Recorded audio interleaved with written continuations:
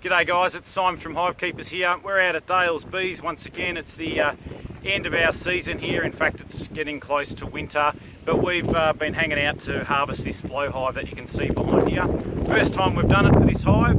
It's a little bit cool today, but that's perfect for extracting from a Flow Hive. That's half the purpose, means we don't have to open it up, get in there, pull things apart. We can just do it quietly from behind.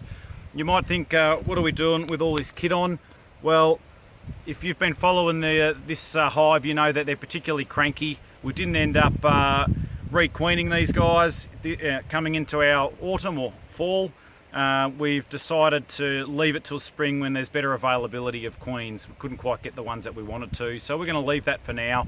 But we're staying protected because this hive has given us a lot of trouble and caused a lot of grief, so we're going to avoid it. Anyway, come over, let's take a look. We're just about to set up and take some honey, hopefully. Cheers.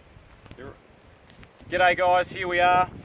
All I've done is just walk over here to have a look at the bees, and you can already see they've just come rushing out. A minute ago they weren't here, and that's just a sign of the aggression that they have. They're really curious to know what's going on as soon as anyone moves in and around this hive. So here's hoping we don't get impacted upon too much by them. But let's have a look here. I don't think there'll necessarily be a lot through this window. I've always found that this is the last spot you'll see any honey, if there's going to be any. And whilst you can see plenty of, there's some bees there, you can see that they've joined up the actual honeycomb together, although they look a bit misshapen, so maybe that flow frame didn't connect so well, and there's only a small amount of honey in there. I'm going to leave that shut though for now. And if Dale, you go around the other side to the back,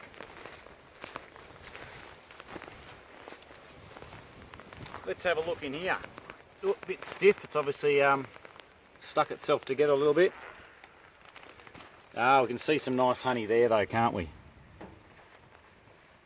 So what we're going to do now is we've got a simple setup that we're going to rig here. We're only going to take 2 frames at a time, purely just because we're still a little bit new and fresh at all of this, just trying to work it out, but we'll just get that set up and we'll be back in touch. Trying this again, we've put some smoke at the bees. They're really aggressive. Which explains why this suit was such a good idea. You'll notice when I open this, they're going to come and greet us really fast. Look at this. Like, I don't even need to go much further than that, and they're in my face and having a go. I sort of think that maybe an approach we need with these bees, given what they're like, is we put in an escape board here one day to drive them all down. Then we can take this honey freely without the hassles. I'm going to try one more time, Dale. But they make me feel uncomfortable, these ones, so we'll just see what happens. I'm going to bring some smoke up.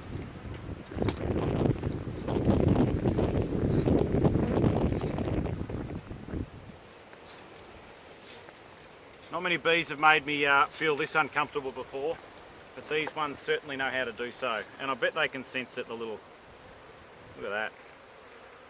Like, that's just not productive beekeeping when that's what happens to you.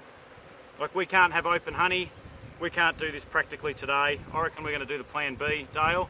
And sorry to our viewers, but when they're bouncing off my mask like that, that's really distracting to try to do a good job for the bees, to be fair to them, and fair to us, because we need some comfort in all this too. Tough day in the office, Dale.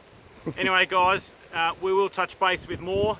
Sometimes it doesn't go how you want it to go, and that's just beekeeping. You'll see more at hivekeepers.com or look us up on the HiveKeepers YouTube channel. Cheers.